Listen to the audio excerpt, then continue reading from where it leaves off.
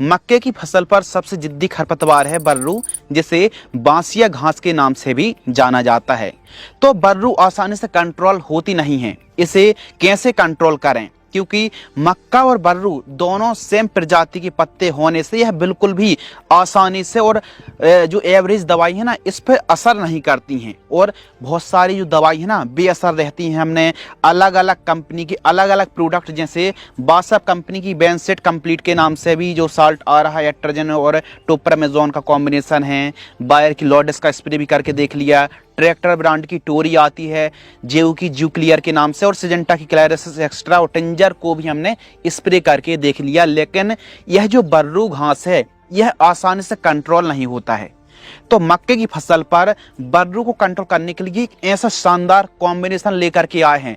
यदि सही समय पर यदि आप मक्के की फसल पर इस कॉम्बिनेशन को एक एकड़ में स्प्रे करते हैं, और खर्च आएगा 1400 से 1500 रुपए के आसपास, पूरी संभावना है कि बर्रू घास आसानी से नियंत्रित हो जाएगा, कंट्रोल हो जाएगा। तो कौन सी खरपतवार नाशक दवाई हैं जिनको मिलाकर के यदि सही समय पर सावधानी पूर्वक यदि आप स्प्रे करती हैं, तो यकीनन मानिए 100% बर्रू बांसिया घास कंट्रोल होने वाला है।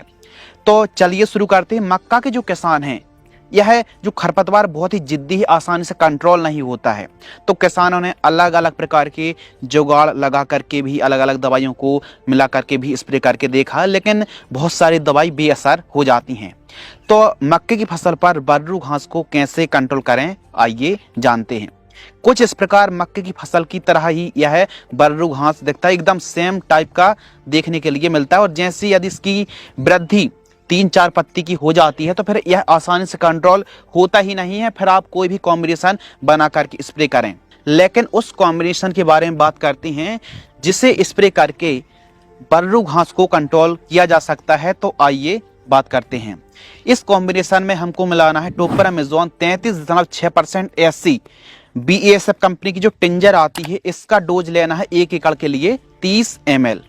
इसके साथ ही किसी भी बेस्ट कंपनी का आपको एट्रोजन 50% लेना है, 650 ग्राम। जी हाँ दोस्तों, 400 ग्राम में काम चलने वाला नहीं है, 650 ग्राम आपको लेना है एट्रोजन।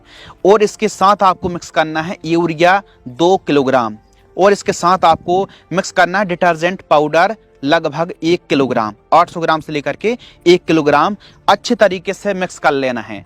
और यह जो डिटर्जेंट पाउडर है ना, इसको अलग घोल लीजिए, अलग अलग सभी प्रोडक्ट को घोलना है और 200 लीटर पानी में मिक्स करके 1 एकड़ में स्प्रे कर देना है।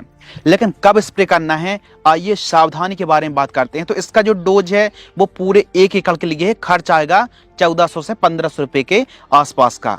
अब सावधानी क्या रखना है, यह कॉम्बिनेशन बहुत अच्छा काम कर रहा है।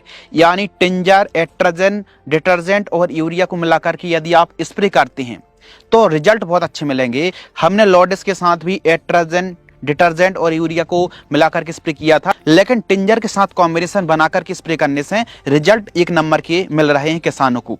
सावधानी के बारे में बहुत जानना जरूरी है, तभी आपको रिजल्ट बहुत अच्छे मिलेंगे।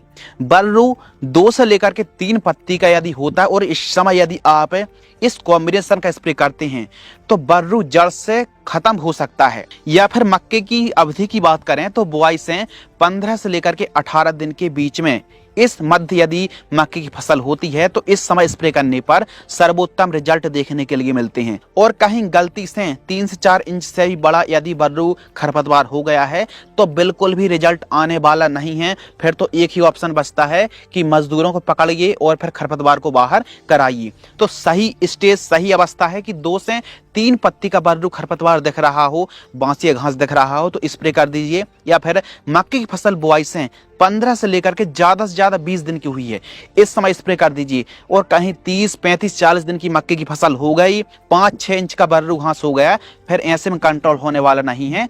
अवस्था, बिल्कुल अवस्था सही होनी चाहिए। जितनी जल्दी आप इस कॉम्बिनेशन का स्प्रे करेंगे टिंजर वाले को, उतना ही अच्छा रिजल्ट आपको देखने के लिए मिलेगा और बर्रू जड़ से कंट्रोल हो जाएगा आसानी से। इस कॉम्बिनेशन को स्प्रे करने से 3 घंटे तक, कम से कम 3 घंटे तक बरसात ना हो और नमी अच्छी होना चाहिए, यानी एकदम सूखे खेत भी ना रहे।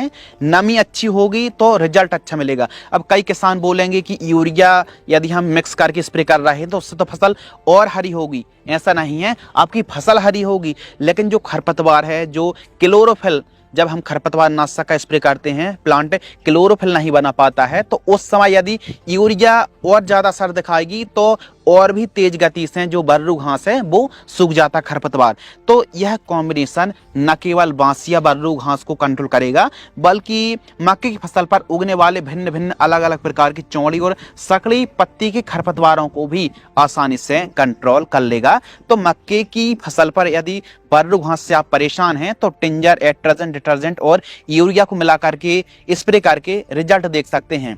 थोड़ी बहुत जगह पर यदि आपको यकीन नहीं आता है तो इसको थोड़ी बहुत जगह पर रिजल्ट डेमो देखने के लिए आधा एकड़, 1 बीघे, 2 बीघे पर आप इस कॉम्बिनेशन का स्प्रे करके देख सकते हैं। अब देखिए, मक्के की फसल पर बर्रू घास आसानी से कंट्रोल नहीं होता है, तो इससे हम कंट्रोल कर रहे हैं।